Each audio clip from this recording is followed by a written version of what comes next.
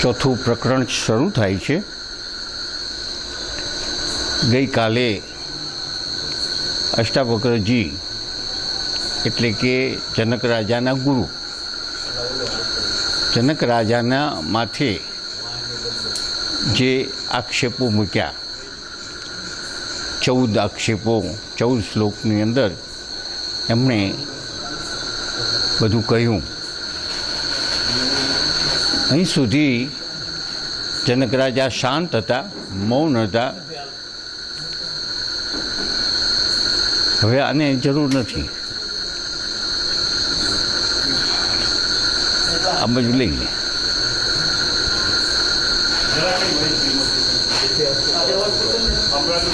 આ બાજુ લઈ લે.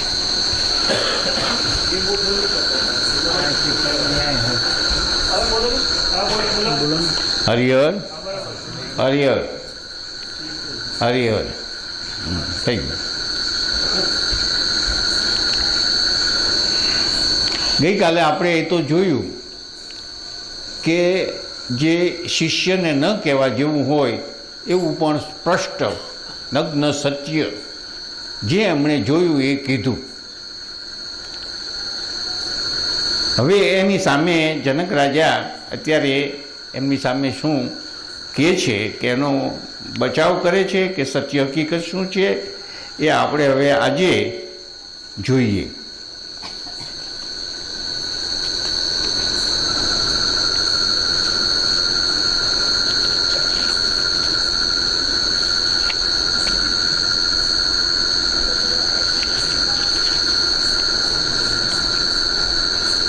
પહેલી વાત તો એ છે કે જ્યારે આટલું બધું અપમાનજનક ગુરુ તરફથી થાય અને જો શિષ્ય સાચો હોય તો ઉકળાટ થાય કે આટલું બધું મને ઘણું બધું કહી દીધું, હું ખરેખર સાચો છું, મારો કોઈ પણ વાંક નથી, આટલું બધું ગુરુજીએ મને શિખામણ દીધી છે અગાઉના 20 શ્લોકની અંદર, એ પ્રમાણે હું ખરેખર અનુભવું છું અને આટલી બધી મારી સત્યતા હોવા છતાં મારું આટલું બધું હળાહળ અપમાન કર્યું અથવા તો હું સળગી જાઉં એવા બધા મારા ઉપર આક્ષેપો મૂક્યા. તો કોઈ પણ શિષ્ય હોય તો એને ગુરુ સામે જરા દ્વેષભાવ થાય અથવા તો કંઈક એને અણગમો થાય, પણ અહીં અણગમો થતો નથી. એ જ બતાવે છે કે શિષ્ય સાચો છે. જરાય પણ ઉકળાટ થતો નથી, જરાય પણ ઉદ્વેગ થયો નથી. એને આટલા બધા અપમાનજનક આટલા બધા એને આક્ષેપો મૂક્યા છતાં પણ એ હજી શાંત અને એમ જ છે. એમના જ્યારે એમને સાંભળ્યું આ બધું કહેવામાં આવ્યું ત્યારે પછી જનક રાજાની સ્થિતિ કેવી હતી એ એક આપણા મનન આશ્રમના તદ્રુપાનંદજીએ જે વર્ણન કર્યું છે એ બહુ સરસ કર્યું છે. એટલે એ જરા લેવા જેવું છે, આપણે પણ સાંભળવા જેવું છે. એટલે હું જરા એ વાંચી સંભળાવું છું. જ્યારે આવી સ્થિતિ થઈ ત્યારે જનક રાજા કહે ગુરુજીના આક્ષેપ અને આરોપ સાંભળીને જનકજી લેશ માત્ર પણ ભયભીત થતા નથી કે ડરીને યાચના પણ કરતા નથી. શું કીધું છે કે આટલા બધા આક્ષેપો મૂક્યા તો એ આરોપોથી જરાય પણ ડર્યા નથી. આરોપો સાંભળીને જનકજી લેશ પણ ભયભીત થયા નથી. કારણ કે ભયભીત ક્યારે થાય કે જરાય પણ પોતાનામાં કચાશ હોય. આક્ષેપો ભલે ગુરુ કરે, ગમે એટલા કરે, પણ જો પોતે સાચો હોય એવું પોતાના અંદરથી હોય તો સાંભળી રાખે. પછી એમ થાય કે હું જ્યારે મને મારો વારો આવશે બોલવાનો ત્યારે હું કહી રાખીશ, પણ એ વખતે પોતે ભયભીત ન થાય કારણ કે એ સાચો છે. એટલે અહીં તદ્રુપાનંદજી એમ કહે છે કે જરાય પણ ભયભીત થયા નથી, ભયભીતય નથી થયા, ડર્યા પણ નથી.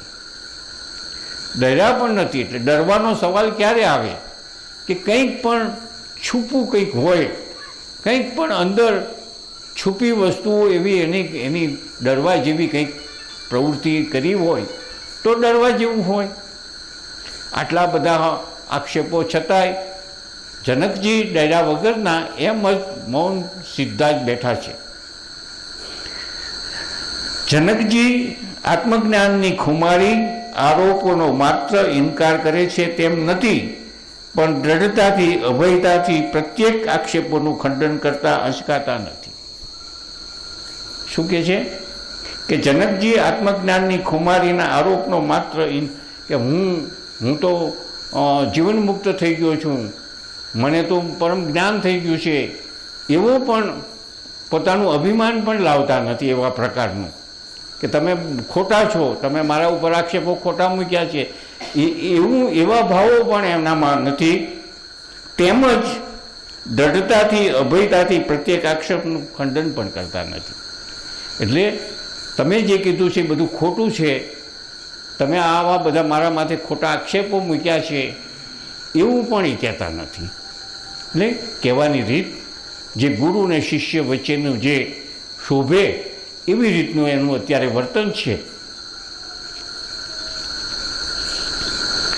આગળથી એમ કહે છે કે જનકજી અષ્ટવક્રજીની આકરી પરીક્ષા માટે પ્રશ્નોથી લદાયેલા હોવા છતાં પણ નથી નારાજ થતા કે નથી ઉદ્વિગ્ન થતા કે નથી હતાશ થતા.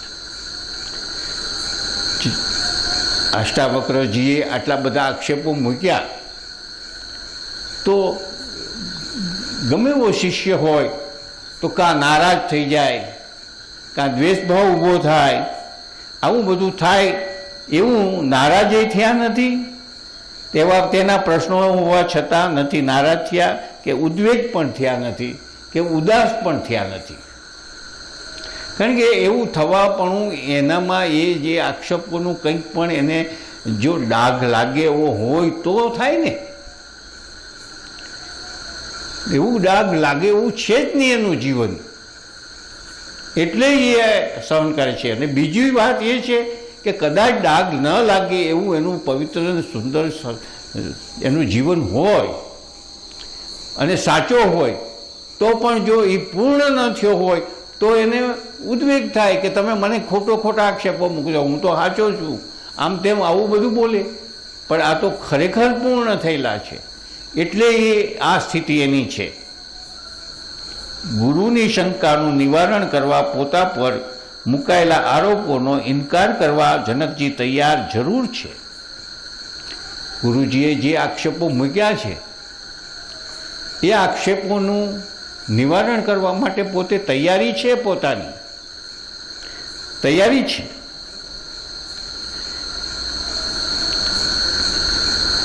જનકજી તૈયાર છે, પણ આ આવેશ ઉકળાટમાં નથી. તૈયાર છે પણ ઉકળાટમાં, આવેશમાં, ક્રોધમાન એમાં નથી. પોતાને દુઃખ થયું છે તેવું નથી અને ગુરુજી ખોટા છે તેવું પણ નથી. કેવું સરસ વાત કરી છે. ગુરુજી ખોટા છે એવું નથી, ગુરુજીના આક્ષેપો સાચા છે અને જે આક્ષેપો છે એ પ્રમાણે જનક રાજા નથી એ પણ સાચું છે. જેવા આક્ષેપો મૂક્યા છે એ આક્ષેપો ગુરુએ મૂક્યા છે એ સાચા છે, નજરથી જે જોયા છે તે. અને એ આક્ષેપો એને લાગતા વળગતા નથી જનક રાજાને, એ પણ એક વાત સાચી છે. કારણ કે આવું એક ગુહ્ય આ જ્ઞાન છે કે ગીતામાં પણ ભગવાને ઘણું આવું ગુહ્ય જ્ઞાન કીધેલું છે. એ જ્ઞાન અત્યારે જે જનક રાજાએ પચાવેલું છે અને ગુરુજી પણ જાણે છે કે આ મારો શિષ્ય સાચો છે, પણ છતાં એની પરીક્ષા લેવા ખાતર જ આવા બધા આક્ષેપો મૂકવામાં આવ્યા છે. જનકજી પોતાના અહંકાર ગવાયો છે, જનકજીનો પોતાનો અહંકાર ગવાયો છે, પોતે અપમાનિત થયા છે તેવું તેને જરાય નથી. મારા મતે આટલા બધા આક્ષેપો મૂક્યા છે, હું અપમાન થયું છે મારા ઉપર આટલા બધા આરોપો મૂકાણા છે એવું એને જરાય નથી. કારણ કે જો હોય તો થાય ને, એવું છે જ નહીં. ખોટા હોય તોય માણસ ઉદ્વેગ કરે અને સાચો હોય તોય માણસને ઉદ્વેગ થાય. પણ આ તો એણે એ જ્ઞાન પચાવેલું છે એટલે એને જરાય આ આક્ષેપો પ્રત્યે ઉદ્વેગ નથી કે મારું અપમાન થયું છે એવું પણ નથી. જનકજીનું મનોવલણ સ્પષ્ટ છે. તે સાચા છે તેવું પુરવાર કરવા કોઈ દલીલ કરતા નથી. તે સાચા છે એવું કોઈ દલીલ કરતા નથી, કારણ કે દલીલ તો અહંકાર કરે. વાહ વાહ વાહ, બહુ સરસ વાત કરી. દલીલ ક્યારે કરે? અપમાનનું સામે બદલો લેવાની ઈચ્છા ક્યારે થાય? હું સાચો છું, મારા ઉપર તમે આક્ષેપ કર્યો છે એવું કે કોણ? અહંકાર. કારણ કે મારું મન ઘવાયું છે, મારું અપમાન થયું છે, તો એ અહંકારની હાજરી હોય તો જ એ કહી શકે. આમનો તો અહંકાર મરી પરવાર્યો છે.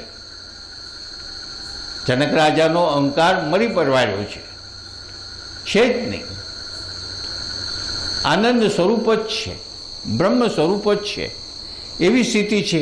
એટલે હવે એને અહંકાર તો છે જ નહીં, એટલે એ કંઈ કહે જ નહીં કે મારું અપમાન થયું છે. હરગીજ તેમનો બચાવ કરવામાં માનતા નથી અને આત્મવિશ્વાસ દ્રઢ છે કે તે પોતે સાચા છે. તેનાથી અખંડ શ્રદ્ધામાં ક્યાંય કોઈ તિરાડ પડેલી નથી. તે પોતે જે કંઈક 20 શ્લોકની અંદર પોતાનું જીવનની અંદર જે એણે પચાવ્યું છે એમાં ક્યાંય પણ નાની તિરાડ પણ નથી. એટલે કે એમાં જરાય ક્યાંય ખામી નથી. કહેવાનો મતલબ એમ છે, તિરાડ નથી. જ્યાં સાબિતીને અવકાશ હોય કે પુરાવાને કે સંતાડવાની જગ્યા હોય તો સમસ્ત સંસાર સાથે ન હોય. તેથી શું?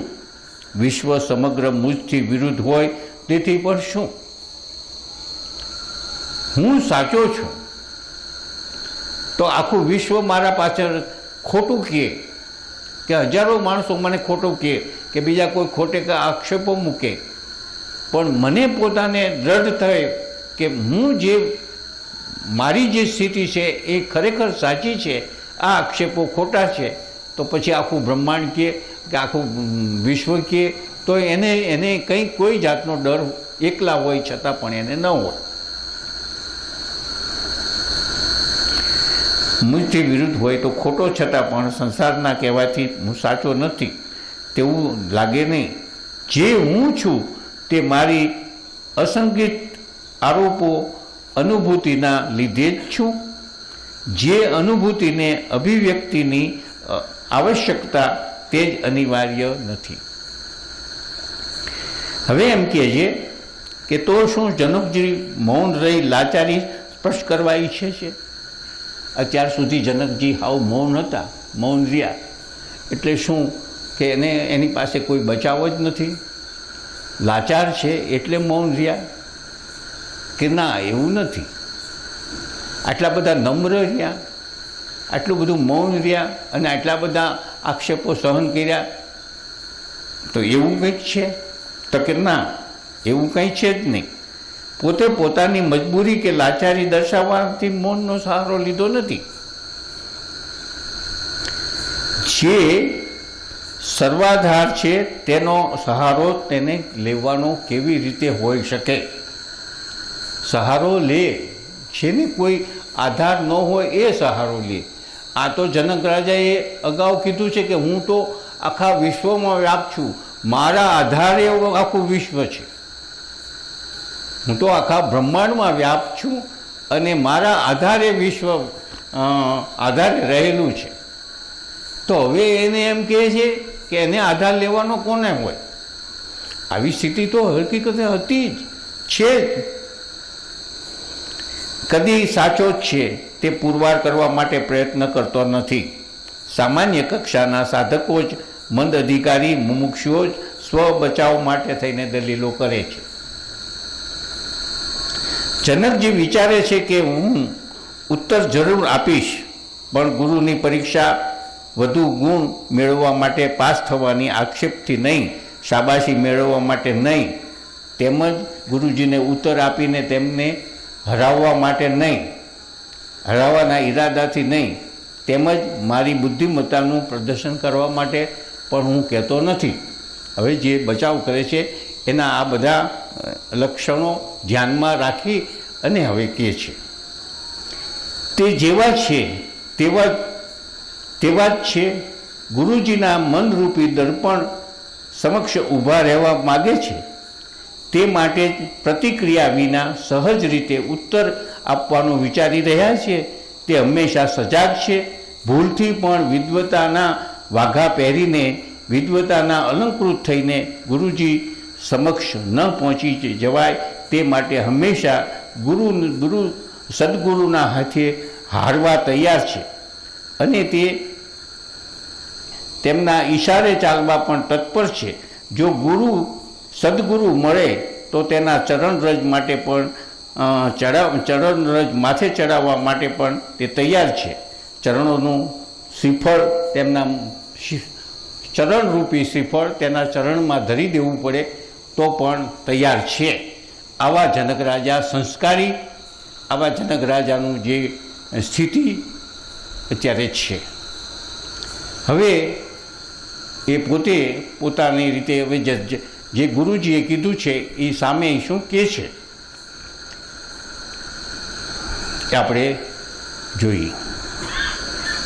પહેલા શ્લોકમાં જ જનક રાજા એકદમ શાંત છે, કોઈ પણ જાતના ચહેરા ઉપર ઉદ્વેગ નથી, આક્ષેપો જેવું કંઈ છે જ નહીં. જે ગુરુજીએ કીધું છે